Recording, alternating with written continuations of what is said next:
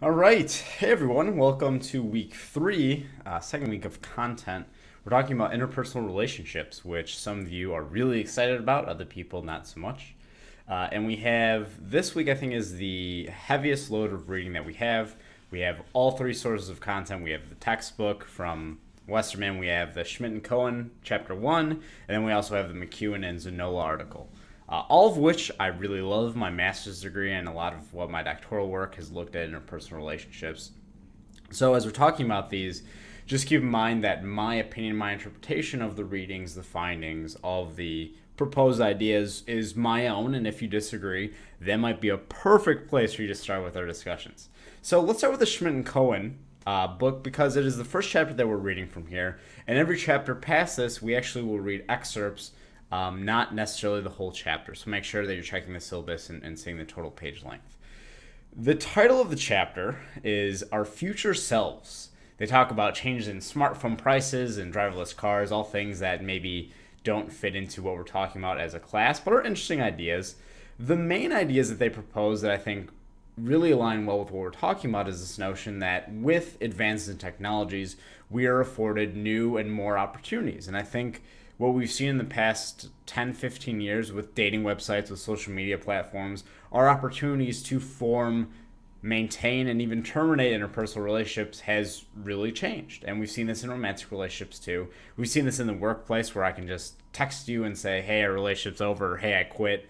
Send you an email, send you a message on LinkedIn, like a vague book, right? The way that we manage these relationships has really changed as a result of the access that we have to these technologies. But more importantly, maybe taking a step away from us and our personal experiences, we can think about the improved quality of life communication technologies provide. So think about developing countries, areas that don't have any wireless internet, and now we're in a time and a place where we have access to wireless pretty much wherever we go.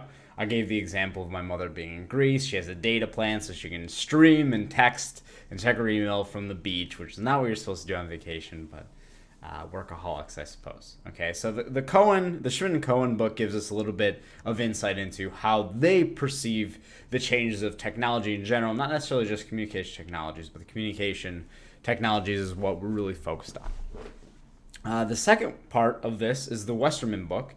We have two chapters. The first one, chapter 7, Relationships in the Digital Age. They start with ARPANET, which was an old military network where they could share data and all that stuff. But we know, and they bring up interesting ideas and concepts, such as we're social species. We really need social interaction to maintain and facilitate all of our relationships.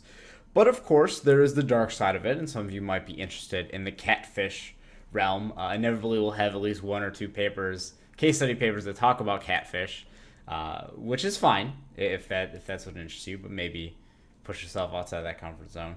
But we know that within online context, people can use anonymity as a tool to really hide themselves or hide different elements about them. We know that people will change information from physical characteristics like height and weight to personality interests. Sometimes people will change their personality to cater to what they think is more enjoyable for maybe the targeted sex or gender of the person that they're going after, if we're talking about romantically. And then chapter 8 talks about, which is one of my favorite chapter titles ever, falling in love or like online. And again, like the Schmidt and Cohen book talked about, they mention this idea of haptic communication.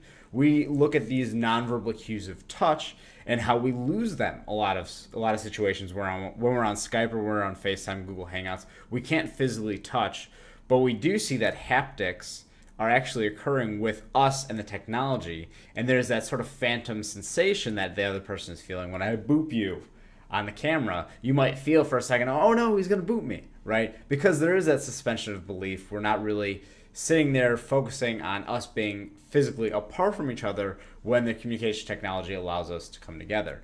And we have different expectations, and we talk about expectancy violation theory. We have different expectations as to what these relationships will be like, how it should be, how people should talk, how people should act, how people should respond.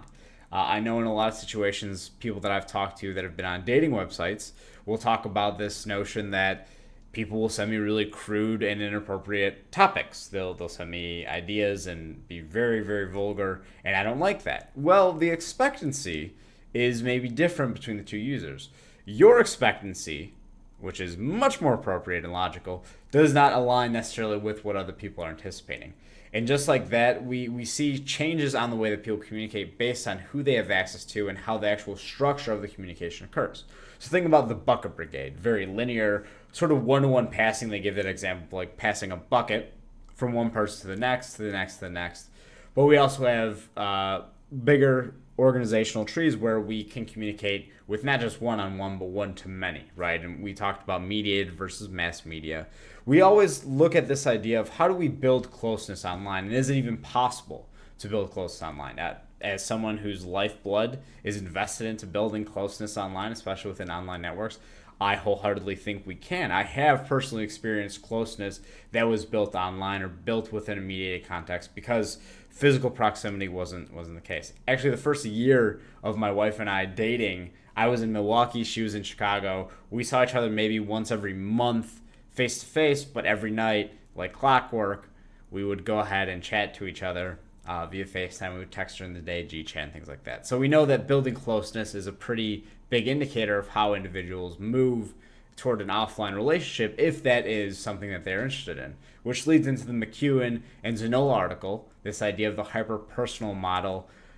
Basic assumption, basic notion, the amount of online communication that happens is correlated with relational quality. So if I spend more time with you, regardless of it being maybe in anonymous circumstance or maybe unidentifiable, you have you're playing a computer game and someone has an avatar that's a representation of themselves but isn't actually themselves.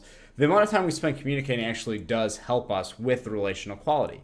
And when we talk about shifting from the relationship, they talk about modality switching, shifting from being online to offline and face-to-face, what we do see is that individuals actually experience positive perceptions due to the availability of cues. So if I'm an individual that's looking to make a good friend online, and maybe I need to feel comfortable within this situation before we physically meet, the online context helps that. The use of messaging systems, maybe pictures, being able to look the other person up.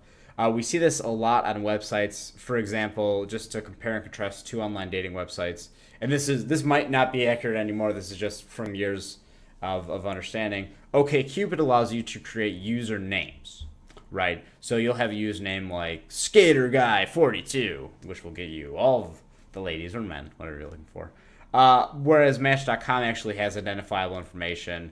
It'll be Michael Blight, for instance. And so what happens in a lot of these situations is that the availability of cues is really contingent on what the website provides. So a lot of these dating websites are strictly messages, but they have the added element, some nonverbal cues added into that, such as pictures. Okay, so when I go to your profile, it's not that I just message you, I read your content, I actually look at the pictures that you've submitted, and then over time I'm able to build that rapport, build that relationship, and maybe I'll think of some quirky line and say like, oh, you like dogs, I too like dogs. So crazy, it's a dog-eat-dog world, haha, and then you never respond to me, right? So as we're talking about this, just keep in mind as you're going through these readings and as you're starting your original posts and your response to those posts, when we're talking about this online context, interpersonal relationships don't always need to have this anticipation of meeting offline. In fact, in a previous life of mine, I was a guild leader in a game called World of Warcraft. And I had two guildmates of mine who were in a romantic relationship with each other, very exclusive, that had never met. One of them was somewhere in Virginia, and the other one was, I think she was in California. And they had only met online. They met online through a different game, and they had played games for years and years. And I asked her one time, I said, hey, her name was Kitten. It's a real story. It's embarrassing, but I'm telling it. I said, hey, Kitten, do you ever have the expectation that you're going to meet your significant other? And she says, well, I've been trying to. I think it's important to meet. I would love to be in the same location.